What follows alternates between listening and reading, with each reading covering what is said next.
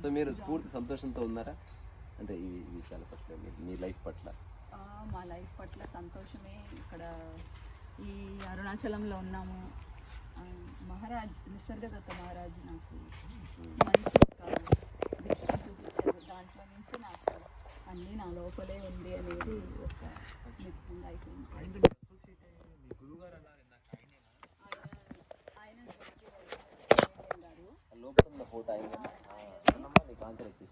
దానివల్ల మేము కెనడాకు చాలాసార్లు ఎవ్రీ ఇయర్ వెళ్తాము. ఆయనతో ఆయన కూడా వచ్చారు. ఆయన టీచింగ్లో చాలా సరెండరు అన్నీ ఇక్కడ నుంచి కెనడాకు పంపించి అరుణాచలం అన్నీ మనము ఏది కండిషన్లో ఇది మనది గొప్ప అనుకుంటామో అన్నీ తీసేసారు. అన్నీ పక్కన పడింది. సెల్ఫ్ అవేకెండ్ అట్ 70 years ఆయన కూడా. సో ఆయనది సొంతంగా లాంగ్వేజింగ్ అన్నీ డిఫరెంట్గా ఉంటుంది. వెస్టర్న్ కదా, వెరీ డిఫరెంట్. మనలాగా ఆశ్రమం కాదు, అది డిఫరెంట్గా ఉంటుంది.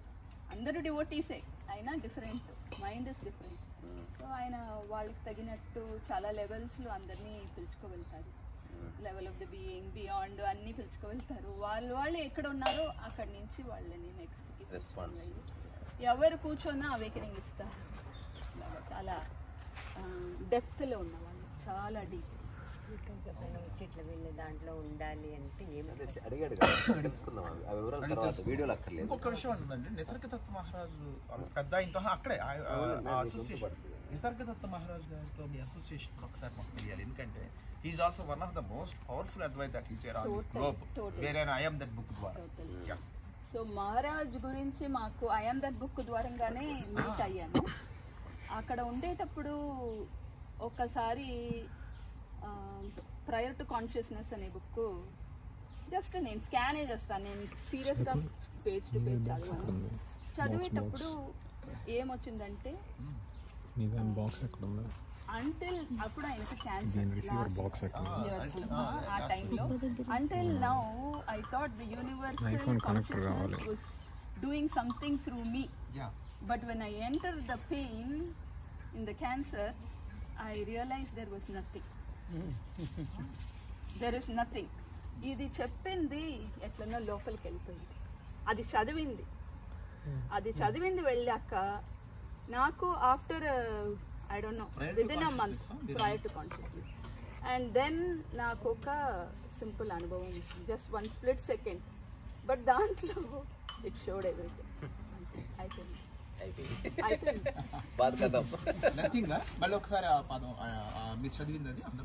అదేమో until now I thought the universal consciousness was doing something through me. Yeah, that is what the consciousness. కొంచెం spiritual angle లో వెళ్ళిన అందరికీ అది ఉంటుంది. అదే బీయింగ్ లో నుంచి ఇదే నా రోల్. జీవితం ఇట్లా సర్ఫేస్ లో ఈ రోల్ ఉన్నా లోపల నా రోల్ లేదని every awakened being will understand. But when he entered that pain in the cancer, he realized there is nothing.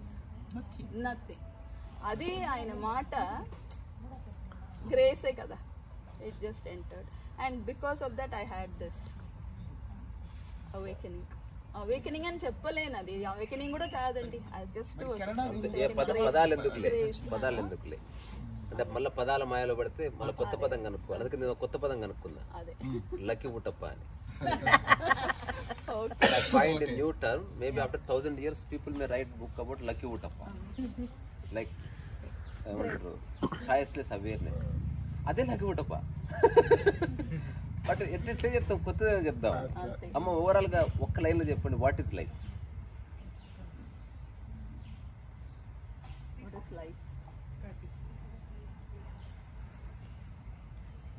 Separation, dissolving. Thank you so much. ఇంకెవరిని అడుగుతారా? వచ్చిందా 1 or 2? లేకపోతే చాయ్ తాగుదాం, బంద్ చేద్దాం, కోయి బాత్ నై. ఇంతమందికి పాలున్నాయా?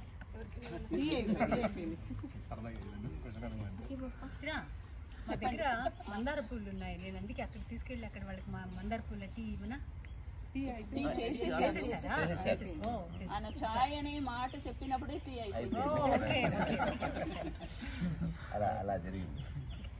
నువ్వు ఒక చిన్న పాట పాడవా? ఎప్పుడన్నా ఓషో గురించి పాట పాడావా? అది అప్పటిది డెఫినేషన్ చెప్పిన ఆల్కమిస్ట్ కి అంతే, అక్కడితో అయిపోయింది. కరెక్టే. మేము ఆల్కమిస్ట్ అని ఎందుకన్నది ఆల్కెమిస్ట్ అంటే ఇక్కడ కంపారిజన్ లిటరల్ గా తీసుకోకూడదు. అదే కంపారిజన్ చెప్పారు. ఆ కంపారిజన్ ఏంటో చెప్పండి. అంటే ఇప్పుడు బంగారం అంటే అత్యంత సుసంపన్నమైనదే కదా. దేనితోటి ఎఫెక్ట్ గాని స్థితిలో ఉన్నారని ఆల్కమిస్ట్ అంటున్నారా? కాదు కాదు కాదు, ఓకే. అట్లా ఆయన ఎవరు వచ్చినా కూడా ఆయన వాళ్ళని వెల్కమ్ చేసేవారు. ఎవరిని కాదనే వాళ్ళు కాదు, నువ్వు రావాలి నువ్వు రాకూడదు అట్లా లేదు ఆయన దగ్గర. ఆయన దగ్గరికి అందరూ అర్హులే. ఎందుకంటే ఆయన చెప్పేది ఎప్పుడూ దేవుడి అంశమే. దేవుడు పంపిస్తున్నాడు నిన్ను ఇక్కడ అంటే దేవుడు తనకన్నా తక్కువగా చేసి పంపిస్తాడా? తన అంశమే కదా పెట్టి పంపిస్తాడు. నువ్వు మర్చిపోయి ఉన్నావు, నేను జ్ఞాపకం చేస్తున్నాను. అంటే అది కాంటెక్స్ట్ ఓషో గారిని ఆల్కమిస్ట్ అన్నారు ఎందుకని అని అడిగారు. మిమ్మల్ని మీరు అనుకున్నట్టు అనిపిస్తున్నారు. లేదు లేదు, కాదు కాదు, ఆవిడ అనుకోవాలి. అందుకని మీకు క్లారిటీ కోసం ఆయన ఆల్కమిస్ట్ అన్నారు. ఆయన ఆల్కమిస్ట్ స్టేట్ లో ఈవిడ ఆల్కమిక్ గురైంది. ఇనుముగా బయలుదేరి వెళ్ళినా ఆయన మిమ్మల్ని బంగారంగా మార్చేస్తారు. అంటే పరాస్మణి అనే ఒక చిన్న రాయి, అది కనుక దేనికి టచ్ అయినా ఇట్ బికమ్స్ గోల్డ్. అట్లా ఓషో అనేవాడు ఈమె ఎంతో సఫరింగ్ లో ఉన్నప్పుడు ఎవ్వరూ సహాయం చేయలేని స్థితిలో ఊరికే దాన్ని గ్రేస్ అంటాం, జస్ట్ టచ్ చేస్తే మారిపోతుంది. And it happens. ఆయన వల్ల అంటే ఆ స్పష్టత ట్రాన్స్ఫర్మేషన్ అనేది ఆవిడకి జరిగిందాన్ని అట్లా ఖచ్చితంగా మార్పు వస్తుంది. అంటే నేను నా అనుభవంలో చెప్తున్నా, అదేం గొప్ప కాదు, ఎగ్జిస్టెన్స్ అట్లా జరుగుతుంది. అట్లా మార్చగలిగే అదేమి అందులో క్లెయిమ్ నువ్వు క్లెయిమ్ చేసుకుంటే అది పోతుంది. అట్లా మార్చగలిగే కెపాసిటీ ఉన్న వాళ్ళని అది ఏం కాదు, అది సరే తత్వమా ఏదో ఏది కాదు, అది నీవే ద బీయింగ్. దానికి ఏమి ఉండవు, చెడిపోతుంది. ఇప్పుడు మనం ఓషో దాకా వెళ్ళకుండా నేను మీకు చెప్తున్నాను. మిమ్మల్ని కలవడానికి వచ్చేవాళ్ళు నేను చాలా మందితో మాట్లాడినప్పుడు అసలు సెకండ్స్ లో పోయిందండి ఎంతకాలం అటాచ్మెంట్. ఓల్డ్ మందిని చూసాను నేను. అసలు ఏంటంటే ఎంత ఎంత ఇరుక్కుపోయి ఉన్నా నేను బంధాల్లో. సింపుల్ అయిపోయానండి. అప్పటి నుంచి నాకు అసలు మైండ్ ప్రశాంతం ఉంది.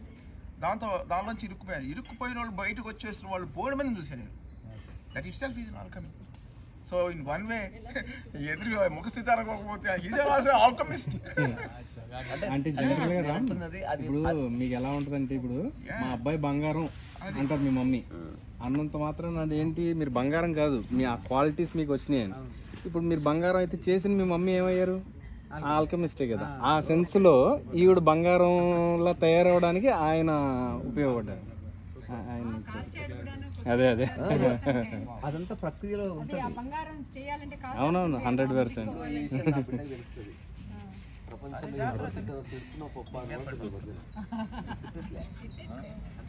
తప్పదు, కొన్నిసార్లు అనివార్యం అవుతుంది. నాట్ స్కోల్డింగ్, తప్పదు. బిడ్డ అమ్మ అడుగు, నేను పట్టుకుంటా. క్వశ్చన్ ఏం కాదు, తెలియదు నాకు. నీకు ఏది అనిపిస్తుంది అడుగు, ఇక్కడ ఎవరు తప్పు పట్టరు. వీళ్ళందరూ అనుభవాలలో చెప్పారు. నాకు తెలిసింది ఈ ముగ్గురు కలయిక కలిపి కాంట్రీసా వచ్చినాడు మా కోసం. నాకు తెలియదు అది. ఓకే, నాది ఒక question. What is spirituality me point of view? ఆధ్యాత్మిక అంటే ఏంటి అని అడిగింది. డెఫినేషన్ అనుకోండి. ఐ డోంట్ నో నాన్న, నాకు తెలియదు.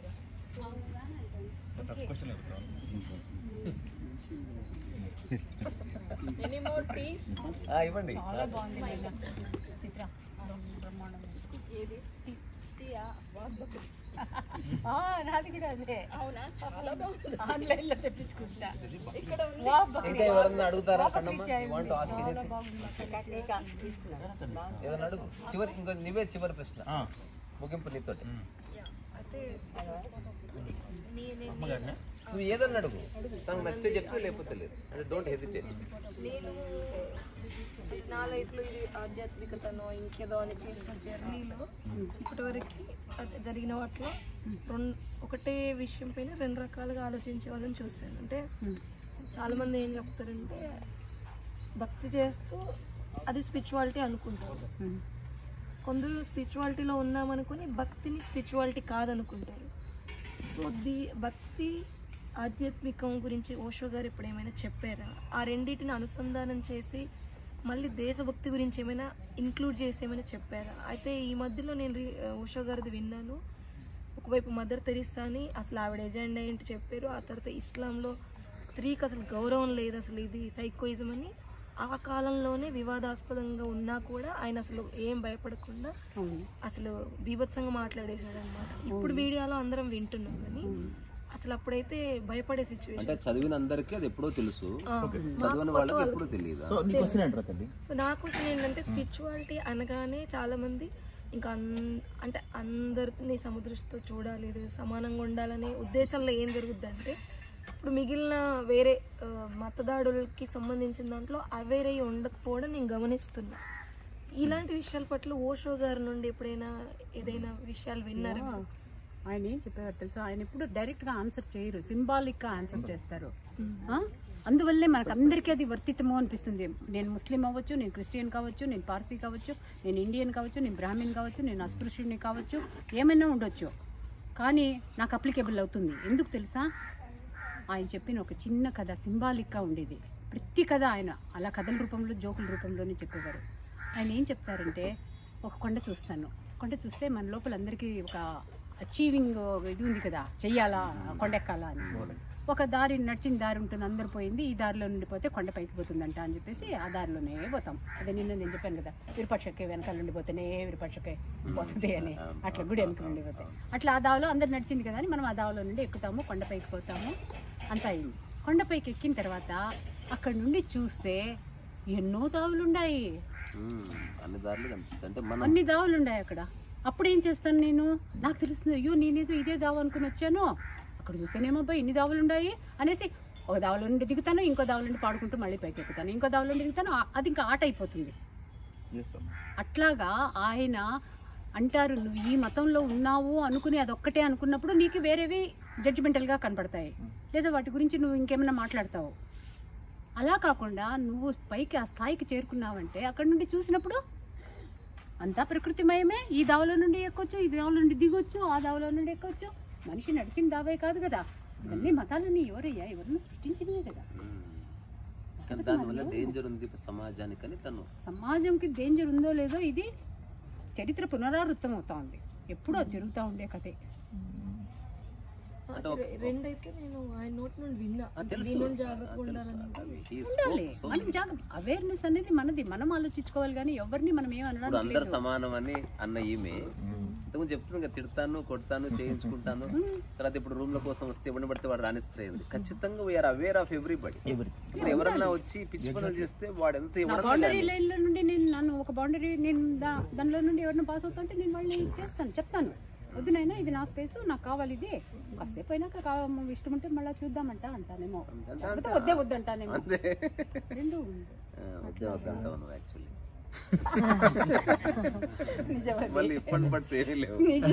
ఆనందిత ఇప్పుడు కనిపిస్తున్నంత సాఫ్ట్ కాదు. లేదు వస్తుంది బయటికి, అది అయిపోయింది. నాకు నిజంగా నేను అడగాలనుకున్న ప్రశ్న రెండే, ఒకటి ఓషో గురించి, రెండుగా ఆకాశం చూస్తే నీకు ఏమనిపిస్తుంది. నిజానికి అది వెరీ రిలవెంట్, బట్ నాకెందుకు నిన్ను చూస్తే ఆకాశానికి నీకు ఏదో సంబంధం ఉన్నట్టు అనిపించింది. నాకు you belong to the sky అనిపించింది, అట్లా అనిపించింది. అందుకే అడిగేసిన అది నిజమో ఏదో వాటి రిటర్న్. కానీ అప్పుడు ఒక 2 నిమిషాలు ఒక సెకండ్ ఆగింది, అన్ని ప్రశ్నలు టక్కున చెప్పింది, ఆకాశం దగ్గర ఎందుకు ఆగింది. ఎవరు అడుగుతారు, ఏదో పిచ్చోడు తప్ప ఆకాశం గురించి అసలు ఈ ఏరియాలో ప్లాట్ ఎంత ఉందని అడుగుతాడు. ఇంతవరకు ఆకాశానికి ఉన్న మునుగాడు లేడా భూమి మీద, యూజ్ ఇట్. చాలా బాగుంది ఆనందిత, చాలా బాగుంది. వాగ్ బక్రీ, వాహ్ బక్రీ అనుకున్నాను. వాగ్ అంటే అది అది పులి, పులి వాగ్ అంటే వాగ్ వ్యాఘ్రం. ఈ గార్డెన్ కూడా అలా చూపించు, బాగుంది. మనం చక్కగా గార్డెన్ లో కూర్చొని మంచిగా. సో ఇక్కడ ఉన్న మిత్రులంతా పుస్తకం లాంచ్ కోసం వచ్చారు. మీకు తెలుగు చదవడం వచ్చా? అయ్యో అక్రీనా కన్నడలో చదివాను, నేను చదువుకున్నది, బట్ ఇంట్లో తెలుగు నేర్చుకున్నాము. ఎందుకంటే తెలుగు కన్నడ ఒకలాగే ఉంటుంది. అయ్యో ఉంది, ఆల్రెడీ నా దగ్గర ఓకే పర్వాలేదు, సరే ఓకే, ఇవ్వకపోతే మళ్ళీ తీసుకుందాం. పెద్ద మనిషి దాంట్లో ఏమేమో రాసి కూడా ఇచ్చాడు. నేనే రాసి ఇచ్చాను. అంటే నేను ఒక నిర్ణయం పెట్టుకున్నాను. నేను ఎవరికి పుస్తకం పంపినా ఎక్కువ పుస్తకాలు అమ్మాలని నాకు లేదు. ఎందుకంటే సంఖ్య అనేది అబద్ధం. అంటే ఆ సంఖ్య మాయలో క్వాలిటీ కాదు, క్వాంటిటీ కాదు, క్వాలిటీ. అంటే నేను నా నుంచి ఎవరు పుస్తకం తీసుకున్నా నేను వ్యక్తిగతంగా సంతకం పెట్టి ఏదో పోయేటి రాసి పంపిస్తాను. ఇప్పటి నుంచి కాదు, 2015 నుంచి. అందుకని నెంబర్ డజంట్ మ్యాటర్. ఒక పర్సనల్ టచ్. తీసుకోండి, 2 సార్లు చదవండి. మరి కళ్ళే నాకు లేవు. నేను ఈ బుక్ కూడా అవలోకించాను అక్కడక్కడ. బాగుంది, బాగుంటుంది. నేను అనుకున్నాను ఈ అబ్బాయికి మంచి నాక్ ఉంది. మళ్ళీ ఎక్కడో అనిపించింది ఔషధ్ కాఫీ పెడతా ఉండదు కదా. కాదు, నా జడ్జిమెంట్ అది, నా ఇమాజినేషన్. నేను సజీవం ఉన్నా కాబట్టి నేను ఓషోని చాలా. ఆ తర్వాత ఇది కూడా నాకు సత్యం ఒకటి కదా. సత్యం ఒక్కటి కాబట్టి కాపీ కొట్టిన అవసరం లేదు. అదే, ఇంకా ఎవరు చెప్పినా సత్యమే కదా. అంతే. ఇప్పుడు ఒకటి తింటుంటాడు, అందరం తింటే చూసి కాపీ కూడా తింటున్నాడే అట్లా అనిపిస్తుంది ఏమో. అట్లేం లేదు. సో ఓషోని అండ్ రమణ మహర్షిని నేను అందరినీ వ్యక్తులుగా I respect all of them. Celestial బీయింగ్స్గా చూస్తాను. నా జీవన విధానానికి వాళ్ళకి ఏ సంబంధం లేదు. మూలంలో అందరం ఒకటే, అందులో ఏ తేడా లేదు. ఇంకోటి అది రియలైజ్ అయిన వాడు, రియలైజ్ కానివాడు, అక్కడ పడుకున్న కుక్క, అందరూ ఒకటే మూలంలో. ఇది అవునన్నా కాదని ఓకేనా? అందరూ ఒకసారి బాయ్ చెప్పండి. సో ఆనందిత, చాలా థ్యాంక్ యూ సో మచ్.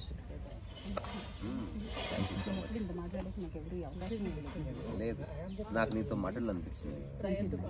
అందుకే ఊరికే రాకుండా ఇట్లా ఒక ప్యాకేజ్ తో వచ్చి అది అనుకోకుండా క్వశ్చన్ తెలుసా, ఇదంతా అన్ప్లాన్డ్. ఒక 5-6 మంది అనుకుంటే చూసి వచ్చాను 3 రోజుల ముందు. లాస్ట్ డే అన్నారు, సెకండ్ షో పోయాం మేము. పోయేసి కాంతార మూవీ చూసి వచ్చాను. మరుసటి రోజు కాంతారీస్ వస్తాడు. ఆ కాంతారాలో కూడా ఇదే ఇన్సైట్ఫుల్, అది కూడా ఇలాగే ఒక ఇన్సైట్ఫుల్ ఇన్సిడెంట్ ఇప్పుడు నాకు. దానికన్నిటికీ ఇదిగో ఈయన గాను మూల కారణం. ఇతను క్యాటలిస్ట్ అంటే రెండింటిని కలిపి ఆట చూస్తూ ఉంటాడు, తమాషా చూస్తాడు. క్యాటలిస్ట్ అంటే మీనింగ్ పోయింది. క్యాటలిస్ట్ అంటే ఇద్దరి అంటే నాకు ఒక ఆయన చెప్పారు క్యాటలిస్ట్ అని. ఫస్ట్ నూనె వేస్తారు చేతిలో, కొడాయి కింద పెడితే పోలేదు, జిడ్డు పోలేదు. దెన్ అప్పుడు ఆయన ఏం చేస్తారు, ఒక సోప్ తీసి చేయగలిగారు. అక్కడ సోప్ క్యాటలిస్ట్. సో ఇక్కడ కూడా ఏంటంటే ఇద్దరిని కలపడం ద్వారా ఆట చూసేది లేదు, ఊరికే అంటున్నా. మీరు ఆట పెట్టి బయటకు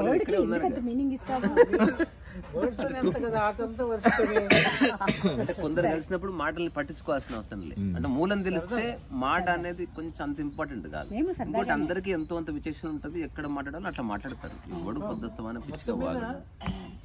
సత్యాన్ని మాట్లాడే వాళ్ళందరూ కొంత కలవడంతో వాతావరణానికి ఒక బ్యూటీ అయితే వస్తుంది. అంటే మనం ఎప్పుడు ఏం తీసుకుంటామో తెలియదు కదా. మాటలు జరుగుతూ ఉంటాయి, ఒక్కోసారి మనం తీసుకుంటాం. అది తీసుకునేది ఇలా జరిగేటప్పుడు ఏదో జరుగుతుంది, మ్యాజిక్. సో మీరు ఇచ్చిన టయానికి శిరస్సు మంచి నమస్కారం. అట్లాగే మీ స్థితికి కూడా సమయం. సో అట్లాగే మీ అందరికి కూడా థ్యాంక్ యూ సో మచ్. మళ్ళీ కాసేపు మళ్ళీ మాట్లాడుకుందాం, ఎందుకంటే అన్ప్లాన్డ్ కదా ఏదన్నా. ఓకే ఓకే ఆనందితాజీ, మీ పొలానికి వెళ్దామా? పోదాం, అక్కడ ఒక 5 నిమిషాలు వస్తుందా? బాగుంది, చాలా బాగుంది. పశువులు కొట్టడానికి పేరు గోకృప. చాలు బేట, గోకృపనా?